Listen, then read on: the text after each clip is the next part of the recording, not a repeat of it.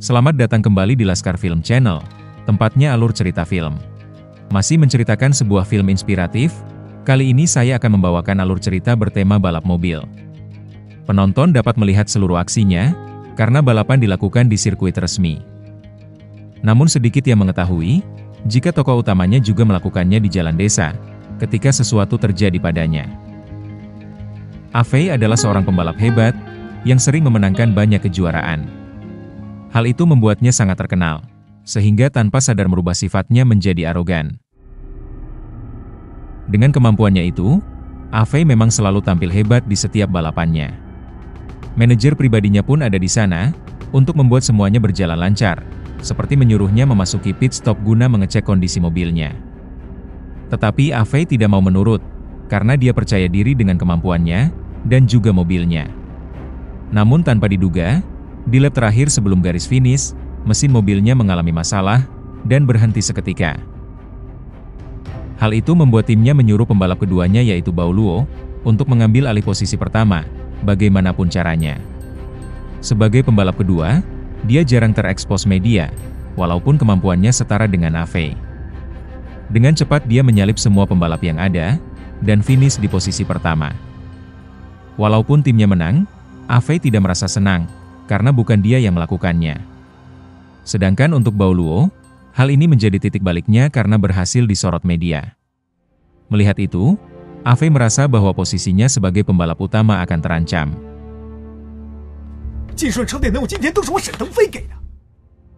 Padahal Bao Luo tidak memiliki maksud tersembunyi, karena selain masih menghormati Afei, dia hanya menuruti perintah dari timnya. Namun Afei yang semakin emosi tidak mau mendengarkannya lagi. Bahkan dia terpikirkan untuk meninggalkan tim ini. Manajernya terus membujuknya, tetapi Afei tidak mau mendengarkan. Bahkan dia tidak bisa menghentikan, ketika Afei pergi begitu saja. Di jalan, Afei masih memikirkan balapan sebelumnya, terutama ketika mobilnya rusak. Pikirannya itu membuatnya tidak memperhatikan jalan, sehingga hampir tertabrak sebuah truk, sampai membuatnya kecelakaan dan terlempar keluar. Dia jatuh di atas truk lain di bawah lereng itu, milik seorang paman bernama Qian Shu, yang masih tidak sadar. Truk itu menuju ke desanya, yang lokasinya jauh dari kota. Selama ini usaha paman Shu dibantu oleh anaknya, yang bernama Ame. Jasa pengiriman sayuran miliknya juga memiliki saingan, dengan orang bernama Abing. Orang itu ingin menantangnya balapan, untuk menentukan toko milik siapa yang terbaik. Karena emosi Ame menerimanya, bahkan sebelum ayahnya pulang. Namun mendengar itu Paman Shu juga setuju dengannya, walaupun harus memikirkan lagi, siapa yang jadi pembalapnya. Disinilah untuk pertama kali, mereka akhirnya menemukan Afei, yang ada di dalam truknya dengan kondisi sayuran yang rusak semua. Oleh karena itu paginya mereka mendapatkan masalah, yaitu bosnya yang langsung menghitung seluruh kerugiannya. Tetapi karena keluarga ini belum memiliki uang untuk membayar, dia membawa anak buah beserta truknya sebagai jaminan. Nasib sial ini akibat ulah dari Afei, sehingga mereka langsung menginterogasinya. Namun tanpa diduga, ternyata Afei kehilangan ingatannya setelah kecelakaan itu. Setidaknya dia membawa gantungan yang bertuliskan namanya, sehingga mereka bisa memanggilnya. Tidak memiliki petunjuk lain, mereka pun membiarkannya ada di sini. Paman Shu harus segera menyiapkan mobilnya untuk balapan, yang sudah terlihat seperti rongsokan. Bahkan ada bagiannya yang tiba-tiba terlepas, sehingga mereka mulai ragu. Afei yang tiba-tiba masuk, tanpa sengaja menemukan sebuah foto. Ternyata itu adalah foto dari sahabat Paman Shu ketika masih muda, yang bernama Long Wu. Dia adalah seorang pembalap, yang bahkan pernah mengajarkan Paman Shu. Walaupun Paman Shu gagal karena pingsan, mereka masih menjadi sahabat yang tidak terpisahkan. Mengingat itu Paman Shu memiliki ide, untuk meminta tolong temannya itu menjadi pembalapnya. Mereka belum menyadari, jika di dekatnya juga ada pembalap hebat, yang sedang hilang ingatan. Ketika pergi, Afei juga ingin ikut dengannya. Karena dipandang bodoh, Paman Shu membiarkannya, asalkan tidak membuat masalah. Oleh karena itu dia menyuruhnya tetap di mobil, dan dia sendiri yang akan menemui temannya, sambil membawakan kenang-kenangan yang dia dapat ketika mereka bersama. Sesampainya di rumah itu, Paman Shu langsung bertanya pada seseorang di sana. Tiba-tiba semua menatapnya dengan serius, bahkan langsung mengerubuninya. Dengan cepat Paman Shu mengatakan bahwa dia adalah sahabat dari Long Wu ketika dahulu masih muda. Akhirnya mereka mengingat jika dahulu Paman Shu adalah orang yang penakut dan tidak berbakat ketika diajari balapan. Sambil malu Paman Shu ingin bertemu dengan Long Wu, tetapi yang terjadi sudah terlambat. Sudah lama sekali Long Wu meninggal karena ada seseorang yang mengambil pengganjal roda mobilnya, sehingga menyebabkan kecelakaan. Langsung saja Paman Shu teringat bahwa dialah yang mengambil bata itu sebagai kenang-kenangan. Dia pun ingin segera pergi sebelum mereka mengetahui kebenarannya. Sialnya di waktu yang sama, Afei mengira bahwa Paman Shu melupakan bata itu, kemudian datang sambil memberitahunya. Karena sudah ketahuan, Paman Shu langsung kabur karena tidak ingin dikubur hidup-hidup. Semua kesialan beruntun ini adalah karena Afei yang tiba-tiba muncul di kehidupannya. Seketika Paman Shu memiliki sebuah ide untuk membuangnya.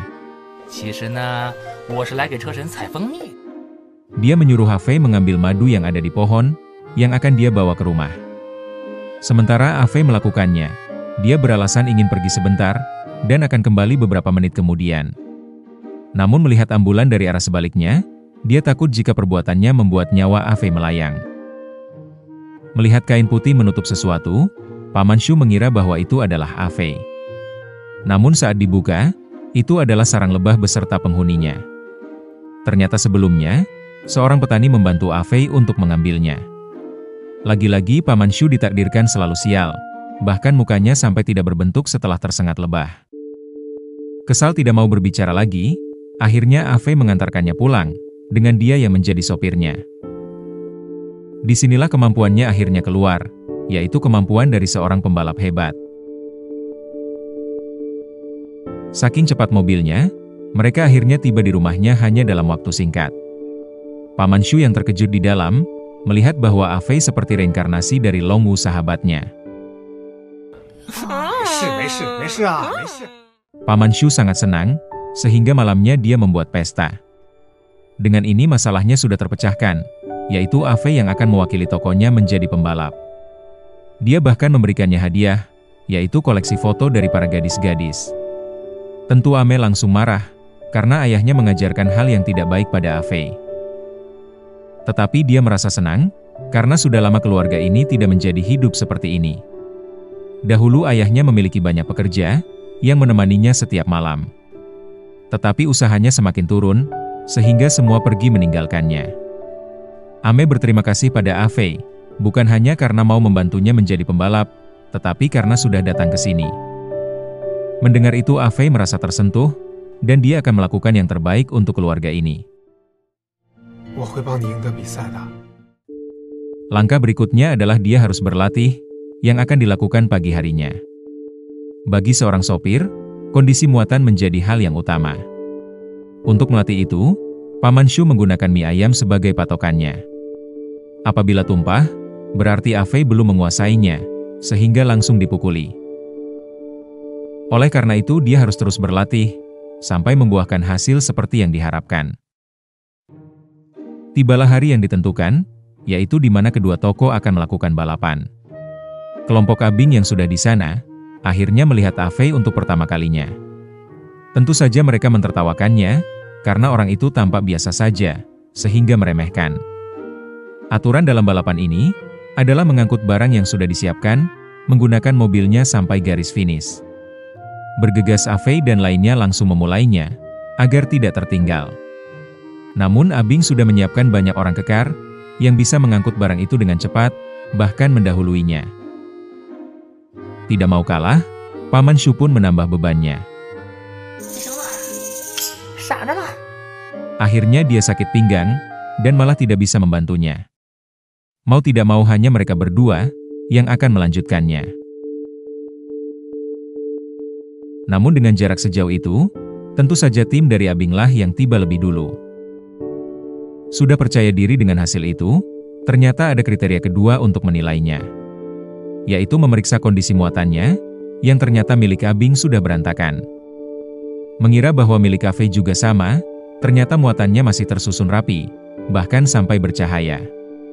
Inilah hasil dari kerja keras mereka, terutama Ave, yang sampai mempertaruhkan hidupnya. Melihat hasil ini, panitia dengan mudah bisa memutuskan jika tim dari Ave yang menjadi pemenangnya. Sedangkan untuk Abing, dia harus membayar kerugian dari muatan itu, yang nilainya sangat besar. Ame sangat senang dengan kemenangan ini, karena usaha ayahnya akhirnya bisa berkembang. Selain truk dan karyawannya sudah dikembalikan, banyak orang juga mau bekerja lagi untuknya. Setiap hari Ave selalu menemani Ame, sehingga hubungan mereka bahkan semakin dekat. Alangkah baiknya, jika suasana seperti ini bisa berlangsung untuk selamanya. Apalagi jika kebahagiaan ini juga terjadi pada Ave, seperti mengembalikan ingatannya. Namun Ave nampak tidak mempedulikannya, karena dia lebih nyaman dalam kondisi ini, dan melupakan masa lalunya. Namun takdir berkata lain, karena video dari balapannya di desa sudah tersebar, sehingga media akhirnya mengetahui keberadaan dari Ave, pembalap hebat yang saat ini dinyatakan hilang. Mereka sudah ada di sana, dan langsung mengajukan banyak pertanyaan. Hal itu membuat ingatan dari Ave kembali seutuhnya, dan menyadari bahwa dirinya adalah seorang pembalap. Namun Ave tidak merasa senang, karena dahulu dia sering melakukan tindakan buruk. Sayangnya dia tidak bisa berbuat apa-apa, ketika manajernya membawanya pergi. Hanya gantungan mobil miliknya yang bisa dia tinggalkan, untuk Ame yang terlihat sedih. Akhirnya Paman Shu juga mendengar kabar itu, tetapi dia tidak berani menanyakannya pada Ame. Dia hanya bisa menghiburnya, agar Ame tidak larut dalam kesedihan. Di lain tempat, saat ini Ave sudah kembali ke dalam timnya, yang tentu saja Baoluo langsung menyambutnya. Saat ini dia sudah menjadi pembalap utama, setelah menggantikan posisinya. Seperti Ave dahulu, kini sifat dari Baoluo juga berubah. Banyaknya kemenangan yang diperoleh, ditambah media yang selalu memujanya, membuatnya menjadi arogan. Anggota timnya bahkan selalu menjadi korban, seperti cacian yang selalu dia lontarkan. Mengetahui Ave yang menjalani hidupnya di desa, tentu saja Baoluo langsung menghinanya. Tujuannya ke sini adalah untuk menantang Ave dalam balapan, karena hanya dialah yang belum dikalahkannya. Awalnya Ave enggan melakukannya, karena saat ini di pikirannya hanya kehidupannya yang baru, bersama Ame. Bahkan semua itu merubah kembali sifatnya, menjadi orang yang bisa menghargai rekan-rekannya. Tetapi karena semua ini terjadi akibat kesalahannya dahulu, dengan terpaksa Ave menerima tantangannya. Pagi harinya, balapan yang ditentukan sudah berlangsung. Ave nampak ragu-ragu, karena dia sudah kehilangan semangatnya dalam balapan. Baoluo terus menghinanya, dan menganggap bahwa saat ini Ave sudah menjadi orang yang tidak berguna. Ave yang terus memikirkannya bahkan sudah putus asa, sehingga ingin langsung kembali ke pit stop. Tanpa disangka manajernya membawa seseorang untuk membantunya, yaitu Ame. Malam sebelumnya, manajer itu datang ke desa dan menceritakan semuanya. Sifat dari Ave yang sudah berubah, membuatnya tersentuh dan ingin membantunya. Saat ini, hanya Ame yang bisa menghidupkan kembali semangat dari Ave. Oleh karena itu dia langsung datang ke sini, untuk membantunya. Mendengar kata-kata darinya, Ave akhirnya sadar. Kesalahan di masa lalu tidak bisa dirubah, tetapi seharusnya tidak membuatnya putus asa. Setidaknya dia harus mencoba untuk menghadapinya, agar bisa melangkah maju. Ave kembali memacu mobilnya dengan kencang, karena saat ini dia sudah bisa mengeluarkan kemampuannya yang sebenarnya. Dari belakang dia bisa menyalip pembalap lainnya dengan mudah, tanpa kesalahan sedikit pun. Baoluo akhirnya menyadari, bahwa Ave sudah bangkit kembali. Tentu dia juga tidak ingin menyerah, melawan seniornya yang dahulu sudah membuatnya sakit hati. Mereka berdua saling menyalip, dan sangat sulit untuk menentukan siapa yang paling hebat. Di tikungan terakhir, mereka juga menambah lagi kecepatannya, karena tidak ingin kalah. Namun Ave sedikit lebih unggul, sehingga dia menjadi pemenangnya. Karena tugas dari Ame sudah selesai, dia ingin kembali ke desa. Melihat Ave mendapatkan kehidupannya kembali, dia sudah cukup senang. Namun tanpa disangka, Ave tiba-tiba menyusulnya. Masa lalunya memang berharga, tetapi saat ini dia sudah mendapatkan sesuatu yang jauh lebih berharga, yaitu keberadaan Ame. Dia pun memutuskan kembali ke desa bersama, dan film pun berakhir sampai di sini. Ketika hidup berada di puncak, seringkali kepercayaan diri berubah menjadi kesombongan, dan menganggap bahwa kitalah yang paling hebat. Disitulah awal mula dari kehancuran, yang bisa membawamu ke titik awal tanpa menyisakan apa-apa. Selalu rendah hatilah ketika menang, dan tegarlah ketika kalah. Dengan begitu kehidupanmu akan terasa damai, karena itulah yang dicari manusia selama ini. Semoga penonton sekalian menikmatinya. Dan tak lupa bantuannya untuk komen sebanyak-banyaknya. Like, share, subscribe channel ini, dan tekan tombol loncengnya. Karena hanya dengan kalian, channel ini bisa berkembang. Sekian dan terima kasih, sampai jumpa di film menarik berikutnya.